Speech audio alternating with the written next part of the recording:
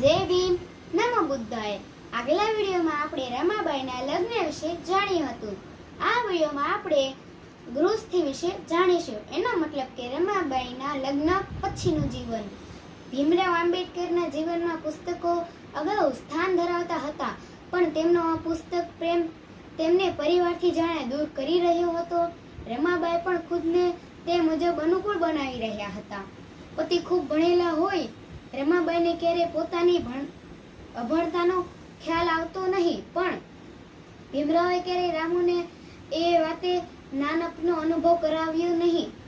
જ્યારે પણ સમય મળતો સાહેબ ત્યારે રામુને ભણાવતા અને શિક્ષિત બનાવવાનો પ્રયત્ન પણ કરતા હતા। બધાએ તો નહીં, પણ રામુ પોતાના હસ્તાક્ષર કરતા તથા સમાચાર પત્ર વાંચતા તો શીખી જ ગયા હતા।